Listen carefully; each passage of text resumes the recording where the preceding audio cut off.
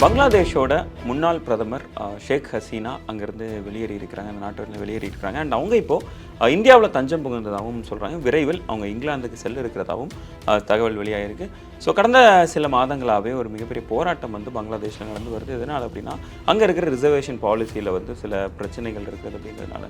So இந்த ஒரு போராட்டம் இப்போ கலவரமாக வெடிச்சிருக்கு. இந்த கலவரமாக வெடிச்சதுலேருந்து அங்கே இருந்த அந்த பிரைம் மினிஸ்டர் வீடாக இருக்கட்டும், இல்லை அந்த எம்பிஸாக இருக்கட்டும், அந்த எம்பியோட வீடை சூறையாடி அதை தீ வைக்கிற ஒரு விஷயத்தையும் நம்ம பார்த்துட்டு இருக்கோம். குறிப்பாக பங்களாதேஷ் கிரிக்கெட்டோட முன்னாள் கேப்டன் மொர்டாஸாவோட வீடுமே சூறையாடி தீ வைக்கப்பட்ட இதையும் நம்மளால் பார்க்க முடியுது. அண்ட் ஷேக் ஹசீனா அவர்களோட வீடும் சூறையாடப்பட்டதையும் நம்மளால் பார்க்க முடிஞ்சது. அதே மாதிரி ஷேக் ஹசீனாவும் ஒரு மிலிட்டரி ஹெலிகாப்டரில் பங்களாதேஷை விட்டு தப்பி ஓடிய ஒரு காட்சியும் நம்மளால் பார்க்க முடிஞ்சது. அண்ட் இந்த ஒரு ஹெலிகாப்டரில் 3 பேர் இருந்ததாகவும், ஷேக் ஹசீனா உட்பட ஒரு 3 பேர் இருந்ததா ஒரு தகவல் வெளியாச்சு. அதில் குறிப்பாக ஒரு ஆள் யார் அப்படின்னா ஷேக் ரெஹானா, ஷேக் ஹசீனாவோட சிஸ்டர் அப்படின்றது அதில் தெரிய வந்தது. 3வது ஆள் யார், அந்த ஒரு கேள்வி வந்து மிகப்பெரிய லெவலில் கேட்கப்பட்டது. இப்படி இருக்க அந்த 3வது நபர் வேறு யாரும் இல்லை, சல்மான் எஃப் ரஹ்மான் அப்படின்ற மாதிரி சொல்லப்படுது. ஸோ அந்த சல்மான் எஃப் ரஹ்மான் யார் அப்படின்னா அவங்க வந்து ஒரு மிகப்பெரிய பிஸ்னஸ்மேன், பங்களாதேஷோட மிகப்பெரிய பிஸ்னஸை ரன் பண்ணுற ஒரு ஆள் தான் அவர். பெக்சிம்கோ அப்படின்ற கம்பெனியோட கோஃபவுண்டரும் கூட அவர். பெக்சிம்கோ அப்படின்றது Bangladesh export and import company limited அப்படின்றது. இது வந்து 1973ஆம் ஆண்டு தொடங்கப்பட்டுச்சு. இதை தொடங்கினது வந்து சல்மான் எஃப் ரஹ்மான் அண்ட் அவரோட பிரதரும் கூட. ஸோ இந்த 2 பேரும் சேர்ந்து தொடங்கிய ஒரு கம்பெனி தான் இது. இந்த கம்பெனி வந்து பங்களாதேஷோட மிகப்பெரிய பிஸ்னஸை ரன் பண்ணுற ஒரு கம்பெனி. பல பிஸ்னஸில் இவங்களுக்கு அந்த ஈடுபாடு இருக்குது. அண்ட் பல மிகப்பெரிய பிஸ்னஸ், அதாவது குறிப்பாக சொல்ல போனால் பங்களாதேஷோட one of the biggest billionaires அப்படின்ற மாதிரி கூட சொல்லலாம் சல்மான் எஃப் ரஹ்மான் அப்படின்றவர்.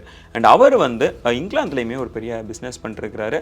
சல்மான் எஃப் ரஹ்மானுக்கும் ஷேக் ஹசீனாவுக்கும் என்ன சம்பந்தம் அப்படின்னு பார்த்தோம் அப்படின்னா, ஷேக் ஹசீனா பதவி ஏற்றத்தில் இருந்து சல்மான் எஃப் ரஹ்மானோட சொத்து மதிப்பு பெரிய லெவலில் இன்க்ரீஸ் ஆகிறத பார்க்க முடியுது.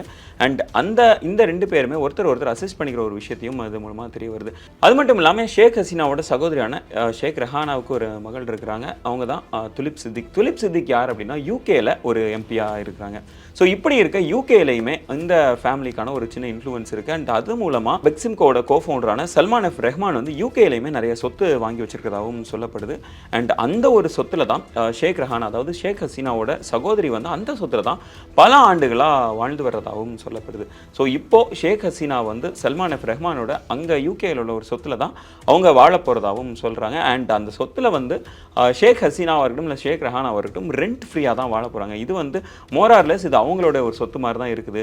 அண்ட் பிரிட்டனில் இருக்கிற இந்த சொத்து வந்து ஷேக் ரெஹானாவுக்கு சொந்தமான ஒரு சொத்து தான். ஆனால் சல்மான் எஃப் ரஹ்மான் வந்து அவரோட பேரில் இது வாங்கி வச்சிருக்கிறாரு. இந்த ப்ராக்டிக்கலி இதில் வந்து ஷேக் ரெஹானா வந்து இவ்வளவு நாள் ரெண்ட் ஃப்ரீயாக வாழ்ந்து வந்துட்டு இருக்காங்க. இதுக்கப்புறம் அந்த இடத்துல தான் ஷேக் ஹசீனாவும் தங்க போகிறாங்க அப்படின்ற மாதிரி தகவல் வெளியாகியிருக்கு.